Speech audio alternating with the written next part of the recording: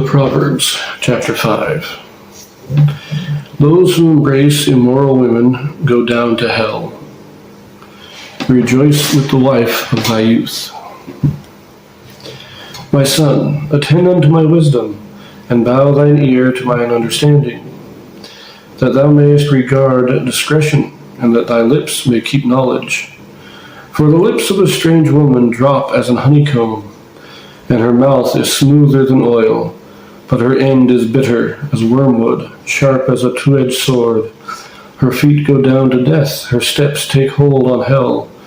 Lest thou shouldest ponder the path of life, her ways are movable, that thou canst not know them. Hear me now, therefore, O ye children, and depart not from the words of my mouth. Remove thy way far from her, and come not nigh the door of her house, lest thou give thine honor unto others, and thy years unto the cruel.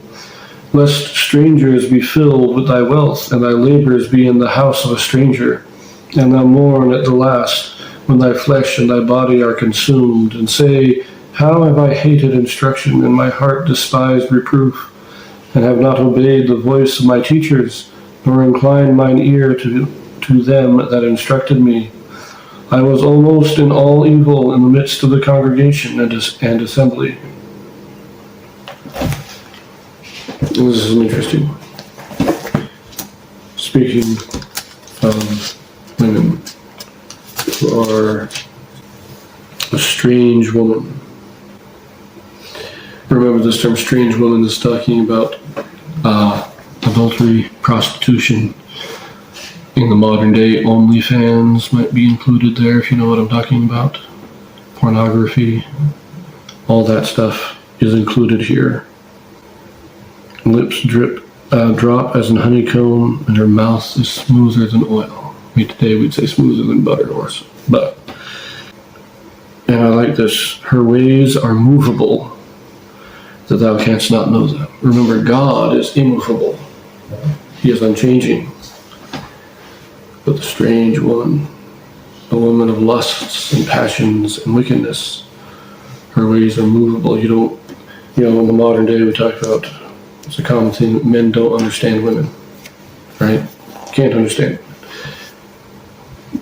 You can understand a righteous woman. I understand my wife because she is a righteous woman. You can't understand women of wickedness, women who are out to tempt and seduce men.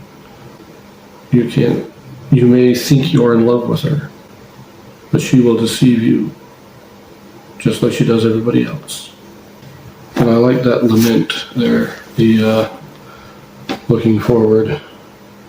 When you've allowed yourself to be completely destroyed by these lusts and passions, then you will start to say, why didn't I listen to what I was taught?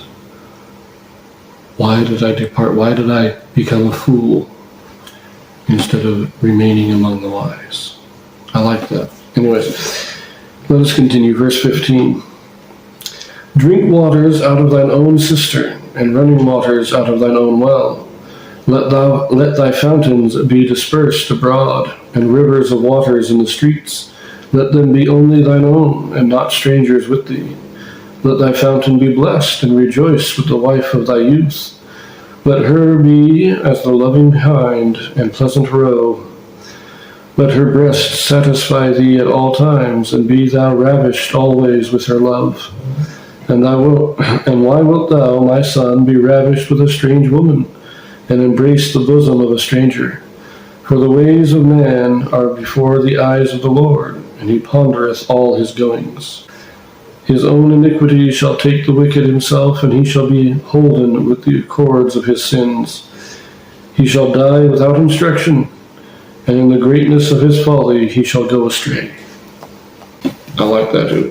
The wife of thy youth. It was the custom back then to marry young. Neither men nor women in ancient Israel stayed single for very long. I mean, to be a man and be single at the age of 30 was a great shame, a great disgrace. Women generally were married before the age of 25, frequently before the age of 20. So when he talks about the wife of thy youth, he's talking about your first wife. And I love let her be as the loving hind and the pleasant roe. Be thou ravished always with her love.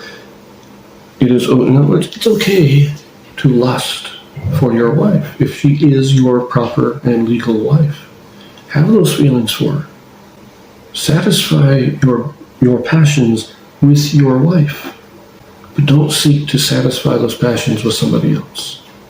It is when those proper feelings and those proper passions are turned to improper uses that we have problems.